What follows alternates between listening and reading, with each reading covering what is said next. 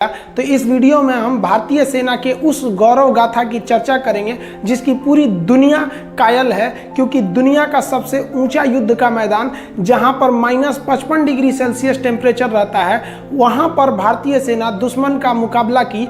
ये बड़ी बात नहीं है कि उन्हें हराया, बड़ी बात यह है कि उन कपड़ों में हराया जिन कपड़ों में यदि आप उन सियाचिन ग्लेशियर पे चले जाएंगे तो आपको ठंड से आपका शरीर जम जाएगा, काला पड़ जाएगा और काट के निकालना पड़ेगा। और वैसे कपड़े जो वहां लड़ने के लिए उपयुक्त नहीं थे, बावजूद अपनी हिम्मत के दम पर कैसे भारतीय सेना ऑपरेशन मेघदूत करके सियाचिन ग्लेशियर को जीत कर लाई। देखिए, आपके मन में इतना भयानक स्थिति था कि पल्मोनरी ऑडिमा नामक एक रोग हो जाता था और फेफड़े सूख के उसमें पानी भर जाते थे, इतना ठंड हो जाता था यहाँ सियाचिन में, इतनी भयानक स्थिति हो गई। तब भारत सरकार ने ये डिसाइड किया, भारतीय सेना ने, कि नहीं, अब हमको यहाँ युद्ध करना ही पड़ेगा वरना ये हाथ से निकल गया।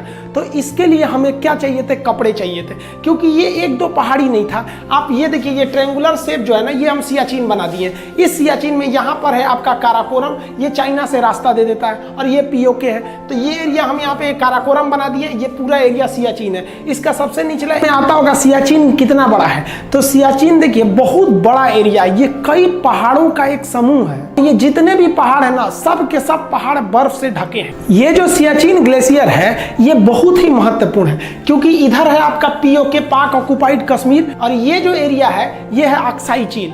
अगर ये बीच का सियाचिन नहीं रहता तो हमारे ये जो दोनों दुश्मन है उनमें डायरेक्ट कनेक्शन हो जाता। तो इन दोनों के कनेक्शन को रोकने का काम कौन करता है? हम लोग के बीच में सियाचिन। लेकिन जो कराची समझौता हुआ था भारत और पाकिस्तान के बीच 1949 में, उसमें जो बॉर्डर डिसाइड किया गया था उसमें सियाचिन का जिक्र नहीं था।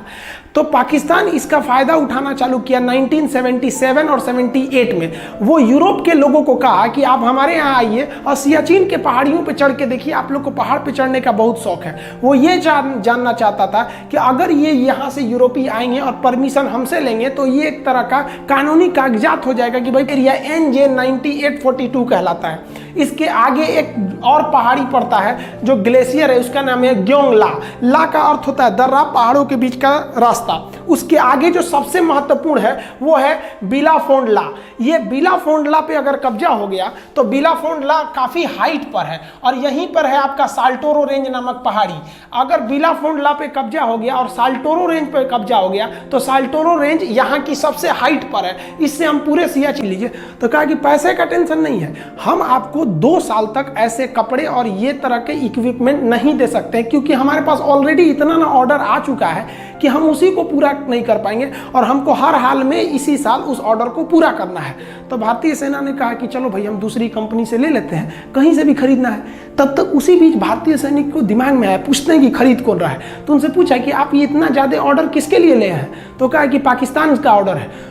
भारतीय सेना एकदम शक रह गई कि बाप रे बाप, हम अभी मोलाई करने आए हैं, उसे जुड़ा ऑर्डर देके बैठल है, हम लोग से तो आगे निकला है। और यहाँ जो पहले पहुंचेगा जीत उसी की होगी, क्योंकि इतना हाइट पर ये एक एरिया है कि अगर एक तो कपड़े उनके पास है, आप कपड़े हो जाने की वजह से उनके ऊपर सबसे बड़ा खतरा जो प्रकृति का था वो तो टल जाता। अब क्या होता, अब भारतीय सेना के पास कपड़े ही नहीं थे, अब वो वहां चढ़ जाते। सियाचिन में स्नोफॉल की वजह से देखिए ये हालात हो जाते हैं। फौजी जो होते हैं ना, आधा धंस जाते हैं, सब इतना इतना धंस के वहां ड्यूटी करते हैं बर्फ के बीच में।